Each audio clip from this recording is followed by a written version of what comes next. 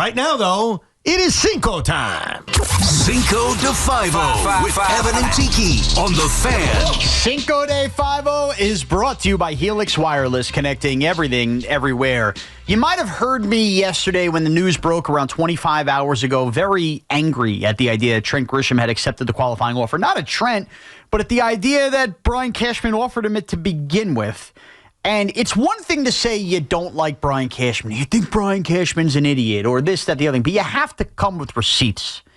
So I'm here to give you the 5 recent Cashman moves that had me as angry as the Grisham qualifying offer. I like this. I'll be very interested. And this is a tough one to argue because it's how you feel. How I felt at the time. That's where I'm trying to close my eyes and remember when I was annoyed. And I'm going recent because, as we know, Brian Cashman's been here for as long as dinosaurs have been off Earth.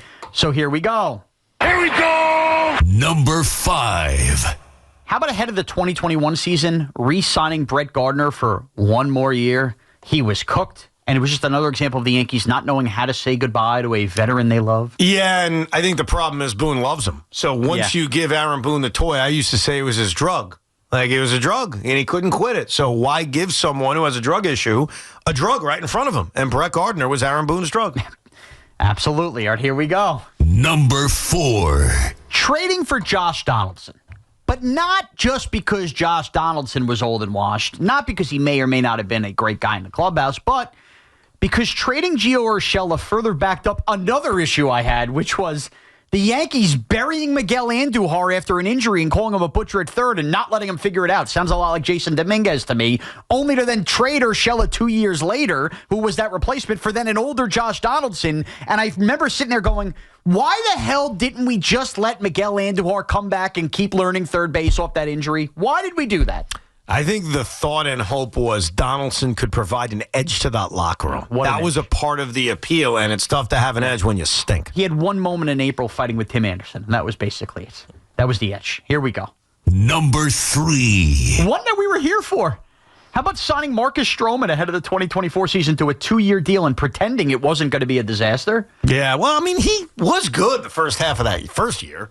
I mean, he pitched well for a while. He couldn't even pitch in the playoff roster. Yeah, no, it got bad. And then the next spring was, I'm a starting pitcher. It did not work out. Yeah. No, who could have saw that coming? You saw it coming, I give it to you. All right, here we go. Number 2. Ahead of the 2022 season, I was pissed when they didn't re-sign Andrew Benintendi. Pissed. I respect your honesty on this one because all of the moves you've said so far are ones where people are nodding in agreement. Here's you taking it out. That's you it. loved Andrew Benintendi. Little did you see him going to, where was it, Kansas City or Chicago and hitting 180? Chicago, and he's been awful. Now, as wrong as it would have been to sign him, I still didn't like that after that. The idea was, well, we'll figure out left field at the trade deadline. We'll start Oswaldo Cabrera on opening day. Moronic. All right, here we go. Number 1. This is a multi-offseason problem of Brian Cashman that only came to fruition during the season this year. Not DFAing DJ LeMahieu the last 2 off seasons and just saying good riddance and having that toy at your disposal. I can't believe we entered last spring going, DJ LeMahieu's lurking. We all knew he was toast, and the Yankees couldn't say goodbye. That's your Cinco De Five-O. You've inspired me because something happened the other day that we barely talked about, but is worthy of talking in a more broader sense. Ooh. And that is the New York Mets DFA'd Frankie Montas. Okay. And so it had me thinking, was that the worst free agent signing in the history of the New York Mets? The history. Yes, think about this with free agency. Free agency hasn't been around forever. Yeah. And early on, the Mets were not making a lot of free agent moves. It's a wide misconception that they signed George Foster as a free agent. Not true. They traded for him, gave him a new contract. So Jason Bay. Dude. in terms of, I understand that. There are many candidates. Jason Bay is certainly up there. So I went back to a recent Rico Bronya. Okay. Actually, it was the offseason of 2022, in which I did a podcast titled Worst Free Agent Signings in Met History.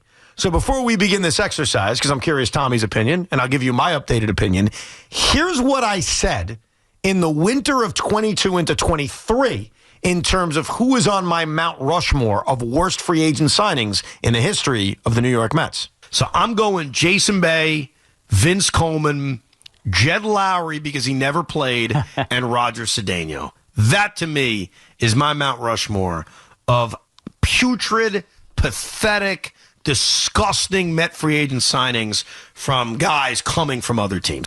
That's the key, coming from other teams, not signing someone to a new contract like Oliver Perez or Yoenis Cespedes. So I hear those 4 names. I'm going to trust that that's how I felt at the time. I still feel that way. I would say Frankie Montas may be worse than all of them because at least with Jason Bay, as bad as he was, there was a moment here and there. You know what I mean? Yeah, there was never a moment. Jed Lowrie didn't play. Jed Lowrie may be the worst. Vince Coleman was basically similar to what he was in St. Louis. It's just that we judged baseball players so different back then, and he wasn't Darryl Strawberry. Well, no kidding. You should have known that when you signed him. He wasn't Darryl Strawberry. And Roger Cedeno sucked. Yeah. Oh, my God. The second time around with Cedeno was bad. Great Stratomatic card, terrible free agent. I think I would argue, and maybe I'm being like recency bias on this, that Frankie Montas was worse than all of them except for Jed Lowrie. Frankie Montas. Because there needs to be some moments. Frankie gave you one good start, and then he barely pitched, got hurt, and we never saw him again. I mean, look, but Kaz Matsui should be up there too, by the way. What helps your cause on Montas is that going in, everybody thought it was a disaster. At least the other ones you can make a case. Met fans wanted Jason Bay. You're right, and I don't want to penalize it for that. Yeah. Because, yes, we all turned out to be right about Frankie Montas. It's more, you signed him to a 2-year deal. You gave the man $34 million. He made 7 starts. 7. And he pitched to a 6 ERA.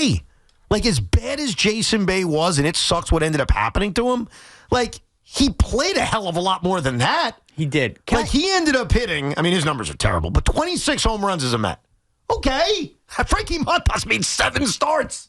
So when you look at it in terms of what did you give me, like, he gave me less than anybody not named Jed Lowrie. That's why Jed Lowrie may have to win the award. Yeah, especially because you could have had DJ LeMahieu. Right. Now, I'm going to ask you a little complicated, convoluted one here. Of course. I don't like using the term Mount Rushmore because it limits you, right? We're talking about just putting 4 president heads up there. Mm-hmm. And so clearly Montas is different than the one I'm going to ask you.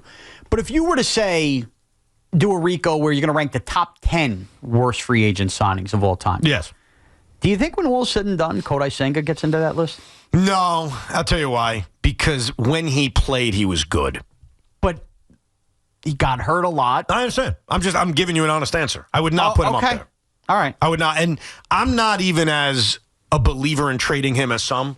Like, if I'm getting a decent return, sure. Like, I'm open to trading anybody. But the idea of giving Kodai Senga away is very unappealing to me because he's been good. So, no, I think the way I judge free agents, expectations are fair. You're right. But like, Jed Lowrie never got a hit as a Met.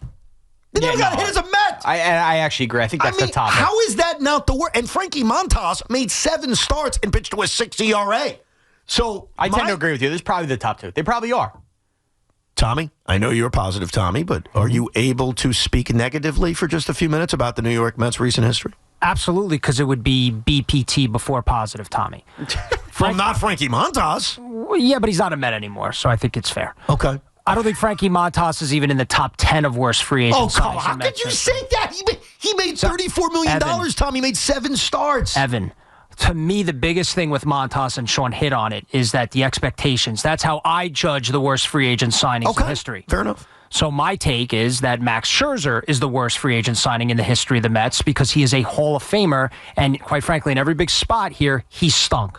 If he had just won that wild card game, Jake would have got us game 2. We would have been in the next round. Who knows? I know they collapsed down the stretch, but maybe they would have won the World Series. Robbie Alomar. Big expectations. Trade.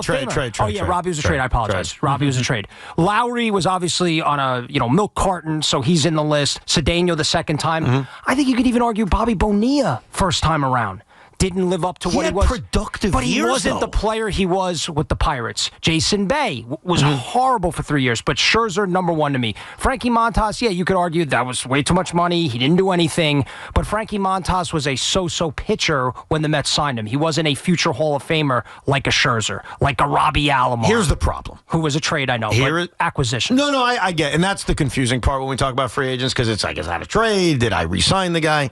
Max Scherzer is going to go to the Hall of Fame. His career ERA is 3.22. Right. His ERA with the Mets was 3.02. Like, I get he sucked in every big spot. I'm not arguing that. I agree with you. And that's why you bring him in for that. I get it, but the guy as a Met put up, like, pretty good numbers. I can't call him the worst free agent signing of all time. If Max Fried they don't win a chip here with Fried, it's a bad free agent I think signing. the Yankees are very different. Okay, we're then not the if Yankees. Max Fried pitched for the Pirates right now and they signed him to a 9-year deal and they were a good team and he didn't win, you would look at it like, well, he didn't win. And he was bad in the big spots. Tommy. Let's do a live experiment then, okay? Yeah. Sean, Max Fried's going to put up good numbers and is going to continue to suck in a big postseason spot. And you'll be disappointed with him, no question.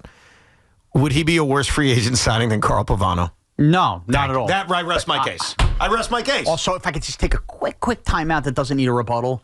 We tend to forget that Max Fried was awesome versus Garrett Crochet in Game 1 of the Wild Card Series. No, I know. That I'm just trying to too. we're not blasting Max Fried. Okay. It's more he's making a point. We're trying to use the Yankee equivalents for you to be a fair judge. Okay. So, look, No, and Max Carl Fried's- Pavano's the top. Max Scherzer was a good regular season Met. And I say good, not great, because despite his numbers being really good, I completely agree, especially in 23. Every time there was a big spot, he imploded. And he also got hurt in 2022, which is a part of it. Like, you miss time, you miss time.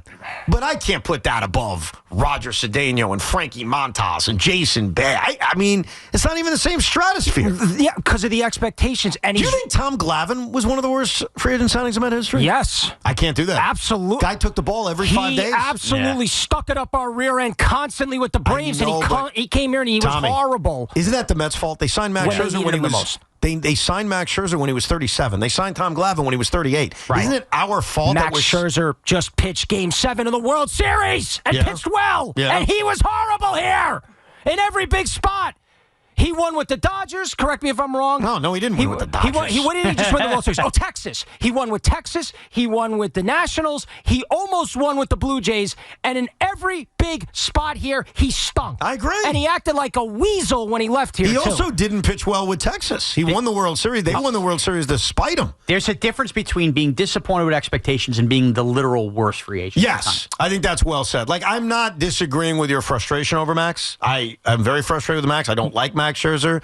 I actually puke every time I think of him. So I am with you on that. And there's still Met fans that wear his jersey to Citi Field. That should be banned. You should actually you should be thrown in jail if you do that. So I agree with your disgust on him, but the worst free agent signing is a special place that he cannot be placed. Okay, obviously, well, yeah, he's going to be great, Soto. So, but who has been the better player that the Mets have signed that performed as poorly as Scherzer? Meaning, like, the guys you're mentioning, Cedeno, nice player. Lowrie was a nice player. Bay had the big year with Boston, was a nice player with the Pirates. Max Scherzer is a surefire Hall of Famer, Right. and he did diddly with the Mets. To me, No, but that's not true because in the regular season, he was actually pretty good, especially that first year he was here. he was the poster child for the team collapsing in September, and then he absolutely vomited all over Citi Field in Game 1. No, but I don't disagree with him letting us down in big spots, but to put that above Frankie Montas, And then when the man. going got tough, he cried and basically wanted out of here. So he wanted no part. So he sucked and didn't get anything done in the big spot and then couldn't wait to get out of here. You ever hear the term hyperbolic?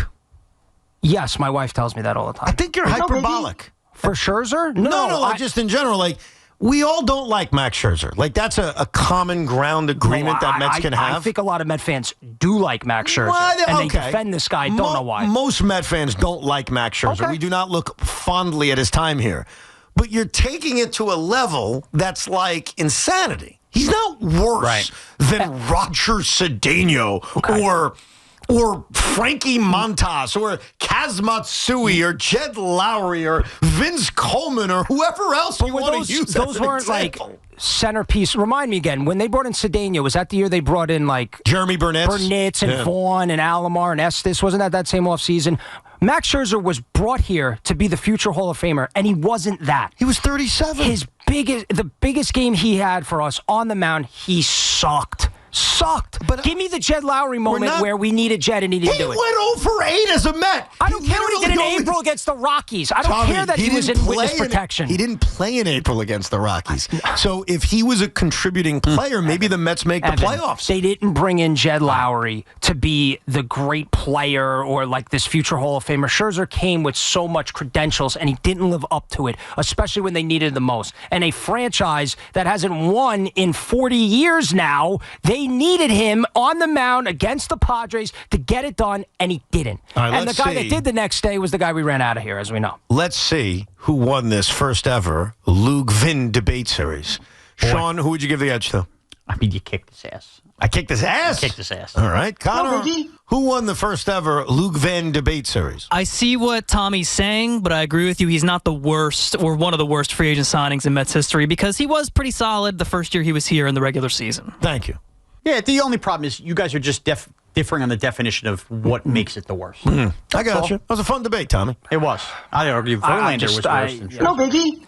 We all forget the Ken Rosenthal report where this guy had to run to the reporters to let everybody know he was hurt. Instead of just pitching hurt and trying to gut through it, we have to tell the media that we're pitching through an injury. And then how he exited here, cannot stand this guy. To me, he's the worst. He's the worst. He's the worst free agent signing in the history of the Mets, Max Scherzer. I'd take Max Scherzer's Met tenure over Kei Agawa, Hideki Arabu, Javi Vasquez, Kevin Brown. I mean, I can go down the list. So, I mean, enjoy your little problems. And Scherzer, just another kick in the you know what here. Pitched well in a Game 7 this year in the World Series against the Dodgers. Even want him on the roster versus the Yankees. I mean, he wasn't on the roster in the first two rounds of the Game postseason. 7 against the Dodgers. I understand. I get your passion. But he's not the worst free agent signing in the history of the Mets. But it was a fun debate. It was. I You should wonder have got who- the whiteboard So who out. is? I think like my opinion or the consensus overall? The consensus. I think the consensus, like if we did a poll or we took phone calls, I think it'd be Jason Bay. It would be. That's I the think- polarizing one. Yeah, I think that would be the one that people would like universally agree with. Now, I think the other problem is people would say wrong answers because they would forget who's a free agent or not. Like they'd say it's Robbie Alomar, Right. or Mo Vaughn, or guys like that who weren't free agents. But if we're going letter of the law free agents, I think most people would eventually just say it's Jason Bay. Either way, congratulations to David Stearns because you completed maybe not the top one, but one of the worst free agent signings in the history of the New York Mets. Well, he might have two, too, by the way. You spend that much money on Juan Soto, you can't even make an All-Star team. Stop it. Stop it. He was No playoffs, no All-Star team? He was a finalist for the MVP. You know what? Don't take the bait, Evan. Don't take the bait, Evan. Just saying. Don't take the bait, I Evan. spend that much money. I expect to make the playoffs and make an All-Star team. Don't take the bait, Evan. Okay. Only solo home runs the whole season? Jeez. And instead taking cheapy stolen bases to pad the stats. I did a whole Rico on those solo home runs. There were a lot of them, man.